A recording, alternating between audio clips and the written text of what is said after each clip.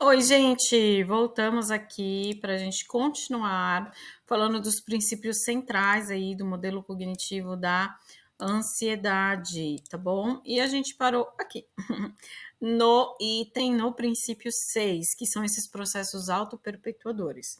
Nada mais é, gente, que assim, é aquela percepção que muitas vezes o paciente tem de nunca se ver livre da ansiedade. Isso acontece devido a alguns fatores, né? Como, por exemplo, a tensão aumentada, os sintomas de ansiedade, né? A intensificação, a apreensão subjetiva do paciente, presença da ansiedade, ela pode prejudicar, então, o desempenho de certas situações que são ameaçadoras, então é muito aquilo de ter essa diminuição da capacidade de enfrentamento, a interpretação da própria ansiedade como sendo algo muito ruim, muito ameaçador e que precisa ser resolvido o mais rápido possível, eu preciso me livrar dessa ansiedade para poder seguir com a minha vida. E é justamente aí que a gente precisa muito psicoeducar o nosso paciente, né? É muito naquela questão de que a ansiedade não é algo ruim, né? Mas a questão é como eu interpreto as situações da minha vida. Então, eu preciso fazer uma psicoeducação com o meu paciente em relação a isso, porque muitos pacientes eles vêm com o pensamento assim: eu preciso me livrar da minha ansiedade para aí assim eu poder fazer aquela entrevista, eu poder fazer aquela viagem, eu poder fazer isso e aquilo. E não é sobre isso. Não existe se livrar da tua ansiedade para viver tua vida, porque tu não é a sua ansiedade. Então, eu posso sim viver a minha vida, fazer aquela viagem, fazer aquela entrevista, dar aquela palestra com a minha ansiedade. Eu só preciso ajudar o meu paciente a reestruturar esses pensamentos, tá? Isso precisa ficar bem claro. Aqui traz um pouquinho da primazia, né, da importância dos pensamentos, da cognição, por ela ter esse papel mediador entre a situação e a ansiedade. Então, é necessário propor essas mudanças de como a pessoa está interpretando as situações ali como ameaçadoras, tá? Vulnerabilidade cognitiva, né? Então, existe a questão da personalidade emocional, a questão genética, tudo isso traz essa vulnerabilidade também dos pensamentos, tá? E depois a gente vai falar melhor, né? A gente vai ter uma aula só falando sobre essas questões da vulnerabilidade, tá, gente? Aqui, gente, é um ponto bem importante, né? Deixa eu tomar uma aguinha. A gente precisa entender que situações, eventos, estímulos, né, ativadores, uma situação, um estímulo, ele só vai ativar uma ansiedade se ele for percebido como uma ameaça aos interesses vitais desse paciente. O que, que é isso? O que, que é esse interesse vital? São metas e esforços que o indivíduo tem na esfera social e individual. Aqui tá ou, gente, mas é E, tá? E individual. Então, assim, os interesses, né, esses interesses vitais, que são essas metas, esses esforços, no âmbito ali da esfera social, o que, que é? São essas metas que o paciente busca, né, para se ter relacionamentos íntimos, satisfatórios e autoafirmadores com outras pessoas. Isso é no âmbito social, na esfera social. Na esfera individual, são metas e esforços que o meu paciente vai ter. Para quê? Para que ele possa obter um senso pessoal de domínio, de identidade e de independência. Tá? Então, são duas esferas que cada esfera busca o paciente, as metas estão voltadas, tem um foco. E essas metas, elas podem ser expressas tanto na esfera pública quanto na esfera privada. Então, esses interesses sociais, né, que visa buscar esses relacionamentos mais íntimos, satisfatórios e autoafirmadores, então esses interesses sociais, quando eles são expressos na esfera pública, o que é essa esfera pública? São contextos de relacionamentos mais gerais, contextos sociais mais amplos. Então, nas relações de trabalho, escola, ir numa festa, dar uma, sei lá, fazer uma, estar numa plateia, ter que dar uma, gente, me fugiu a palavra, uma aula ali, enfim, dar uma aula ali para uma plateia, para muitos alunos, enfim. Então, esses contextos sociais mais gerais, né, o que que ele busca, né? O que que ele vai buscar ali nessa esfera pública desses contextos sociais gerais? Ele busca por pertencimento, afirmação, aceitação e aprovação. Então, são essas 4 coisas que o meu paciente busca, ele vai ter um esforço, ele vai ter uma meta para buscar, todas as vezes que ele está numa esfera pública. E quando esses interesses sociais, eles são expressos numa esfera privada, que são daquelas relações mais íntimas, pai, mãe, cônjuge, filhos, o que que ele busca nesses contextos mais íntimos? Sustentação, empatia e compreensão. Essas 3 coisas. Depois, gente, eu vou liberar um materialzinho para vocês que tem isso bem resumidinho, tá? Eu vou deixar como um PDF, um bônus, tá bom? A gente falou sobre os interesses sociais. Agora, o interesse, né? Os interesses individuais, que são aqueles, né? Falar aqui de novo para vocês, são aqueles de buscar um senso, né? Pessoal de domínio, identidade, independência. Quando esses interesses sociais eles são expressos nessa esfera pública, que são dessas relações mais gerais, né? Qual é a meta que o meu paciente vai ter? Qual é o esforço dele? São metas que tratam de competição e comparação, onde outras pessoas elas se tornam o próprio instrumento para alcançar metas e padrões sociais. Então, ela vai buscar o quê? Uma competição, uma comparação nessa esfera pública. Tá? Quando eu falo desses interesses individuais, expressos na esfera privada, que são daquelas relações mais íntimas, as metas dizem respeito a alcançar o quê? O que que o paciente quer ali? Autossuficiência, domínio, independência e competência, tá? A esfera social e individual, tá? Elas são entendidas do ponto de vista do teu paciente. Portanto, é essa percepção de aceitação, aprovação, independência e competição que é o mais importante. Então, se o teu paciente está numa esfera pública ali, né, no contexto de, sei lá, de um trabalho, em que ele está percebendo ali sinais no ambiente, no contexto social, em que ele está sendo ignorado, as pessoas meio que não estão muito ouvindo ele. Então, ele já começa a ser ativado o interesse vital dele, que é o quê? De pertencimento. Então, o pertencimento dele, opa, está em risco. Eu não estou me sentindo mais pertencente como eu me sentia. Então, a ansiedade, ela é ativada, porque um interesse vital dele foi ativado. Tá ali em risco, quer dizer, foi ameaçado. Né? Então, se eu não consigo ser compreendida, né? O meu pai não me compreende, o meu cônjuge não me compreende. Então, a ansiedade, ela começa a ser ativada porque tem um interesse vital do meu paciente que está sendo ameaçado. Cara, isso daqui é tão bacana de você saber, porque quando você sabe o que o teu paciente busca nesses contextos, fica muito mais fácil de fazer intervenções. Então, eu sei que, pelo modelo cognitivo da ansiedade, ele está buscando ali, num contexto social dele, um pertencimento, cara, uma aprovação, uma aceitação. E aí eu vou trabalhando essas questões com ele. Então, por exemplo, o quanto é realmente importante esse pertencimento, por que tu não tem te sentido pertencente? E aí eu vou reestruturando os pensamentos dele, já sabendo que ele está em busca desse pertencimento, dessa aceitação, dessa aprovação, dessa compreensão. Entende? Fica muito mais fácil o teu raciocínio clínico, tá? Então, como o paciente avalia, né, os seus recursos, né? Como que o paciente avalia aí os seus recursos de enfrentamento? enfrentamento, né?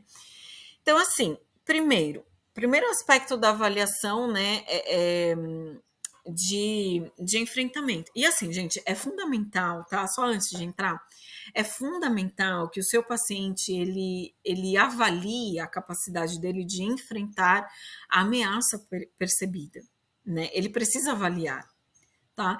Esse é um modo de pensar estratégico, é voluntário, é intencional, tá? Quando eu vou avaliar esse meu risco, né? A minha capacidade de enfrentar uma situação. Então, assim, ó, como que o paciente avalia os seus recursos de enfrentamento? Então, em primeiro lugar, primeiro aspecto da avaliação de enfrentamento.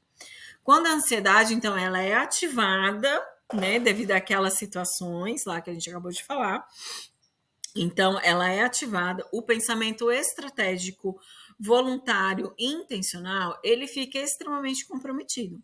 Então, nossa, eu me senti não mais pertencente, eu acho que a minha colega está me excluindo do, sei lá, do almoço, ela não me chamou, não estou me sentindo mais pertencente. E aí, pensamentos que não são racionais, não são, né, estratégicos, eles começam a ser desenvolvidos, porque a ansiedade foi acionada. E aí já começa a vir vários pensamentos disfuncionais. Ah, porque a minha colega não gosta de mim, porque eu devo ter feito alguma coisa errada. E às vezes, cara, não tem nada a ver com isso, tá? Então, fica extremamente comprometido, a tal ponto que o paciente tem apenas um senso de vulnerabilidade aumentada. Então, ele se coloca nessa situação de uma vulnerabilidade. Ah, realmente eu não sou uma pessoa bacana, eu devo ter falado alguma coisa errado, eu acho que eu não deveria, sei lá, trabalhar aqui. E tem pessoas que até pedem demissão por conta disso. Tá? Então, o paciente ele interpreta as informações que chegam mais em termos de suas fraquezas do que das suas forças. Então, a autoconfiança aqui ela é substituída pela vulnerabilidade. Eu preciso entender que o meu paciente, quando ele tem ansiedade, ele está num contexto de uma vulnerabilidade, tá bom? Segundo aspecto da avaliação de enfrentamento, o paciente ele não acredita que possui habilidades importantes para lidar com a situação, tá? Então, ele entende que ele não possui, né? Então, essas habilidades para lidar com essa situação, tá? E quais são as consequências dessas avaliações negativas? Percepção de falta de competência, fazendo a pessoa se afastar de uma situação ameaçadora, podendo trazer prejuízos para o paciente, né? Então, por exemplo, iniciar uma conversa, se a pessoa tem ali uma percepção de uma ameaça, né? Porque ela vai iniciar uma conversa, eu não vou conseguir manter uma conversa, eu não vou ter assunto, eu acho que eu não vou saber falar direito, a pessoa não vai me entender. Então, quando ela tem essas percepções de ameaça, ela acaba evitando de iniciar uma conversa, por exemplo. Aí acaba se isolando, né? E, enfim, isso traz prejuízos, claro. Tá bom? E aí, a pessoa, o paciente em contexto de ansiedade, né, devido a todo esse contexto que nós falamos até aqui, ele busca por sinais de segurança. Por quê? Lembra que a gente falou que o modelo cognitivo, o paciente, ele se avalia suscetível ali a perigos externos e internos, em que ele não tem a capacidade de controlar e ele não se sente seguro, porque a interpretação dele são de situações muito ameaçadoras. E aí o paciente, quando a ansiedade ela é ativada, ele procura, o que ele procura?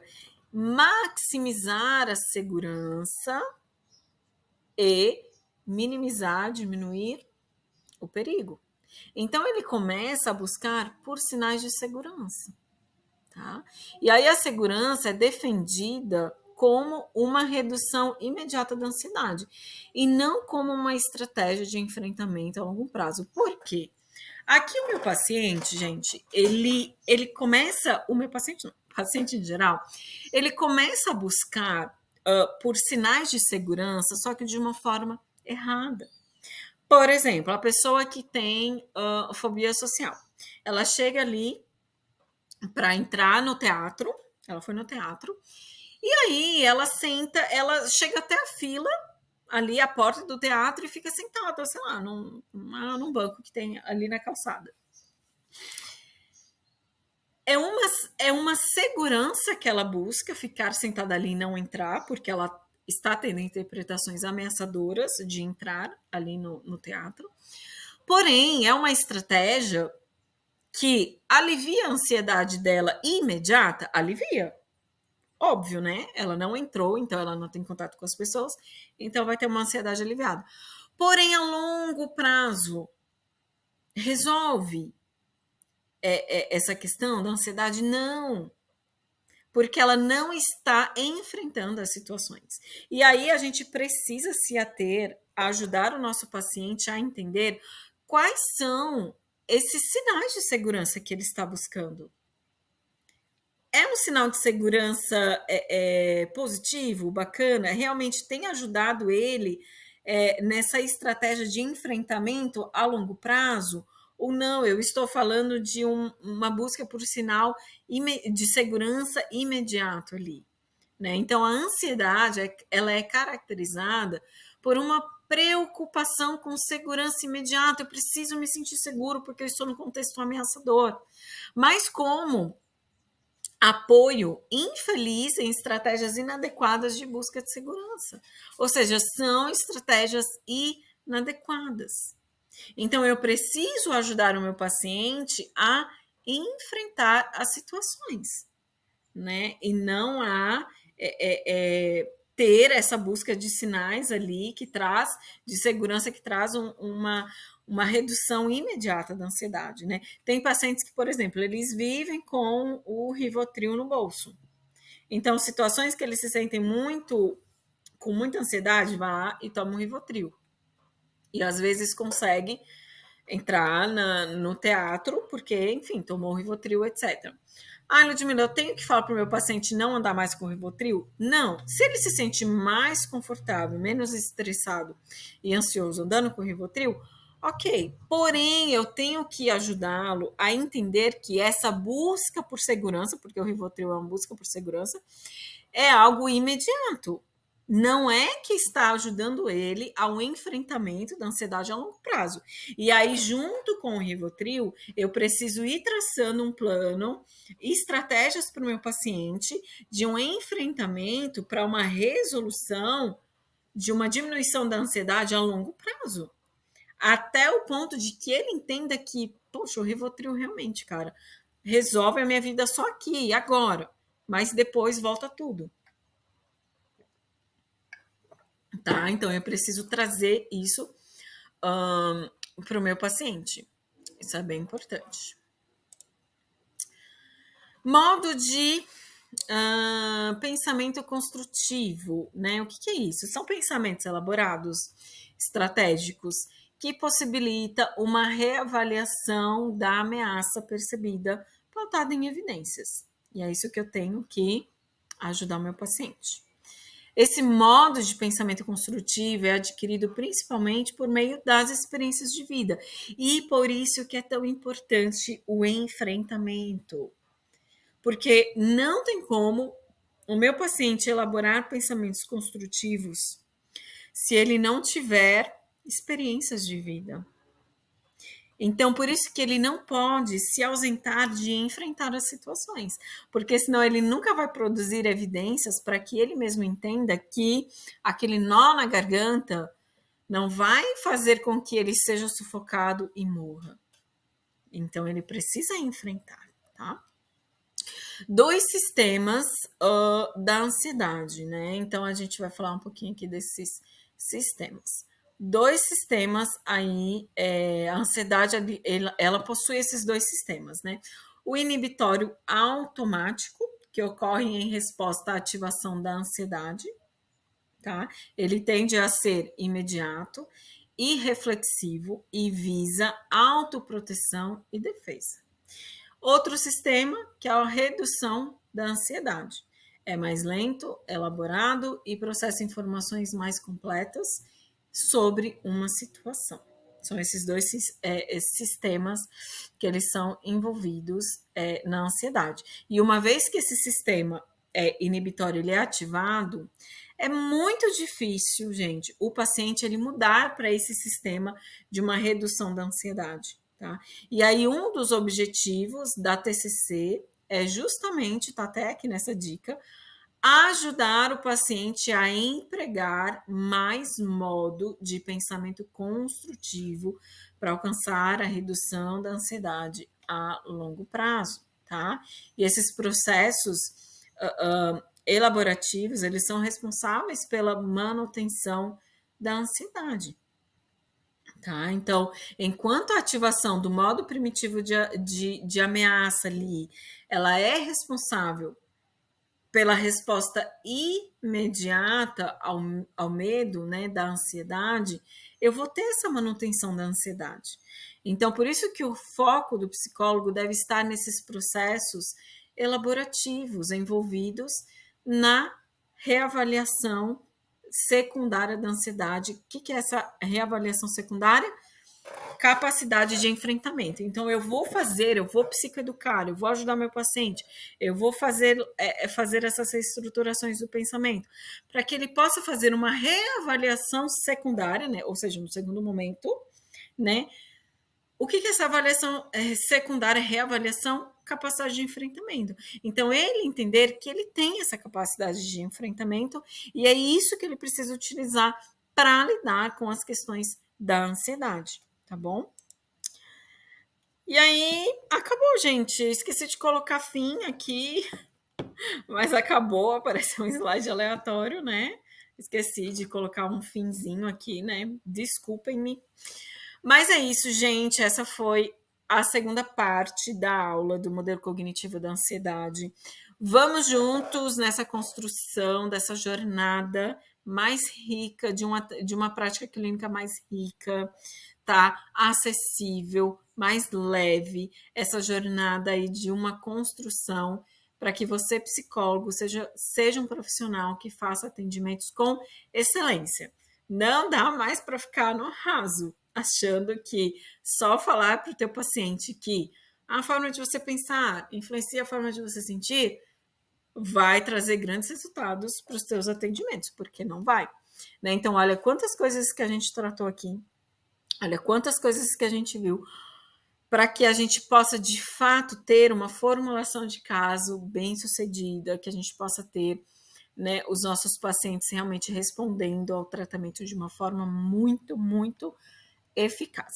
Tá bom, gente? Então, até a próxima aula, tá bom? Até a semana que vem, né? Outra aula vai ser liberada aí. Veja, reveja essa aula, tá bom? Um beijo, um abraço e tamo junto nessa jornada.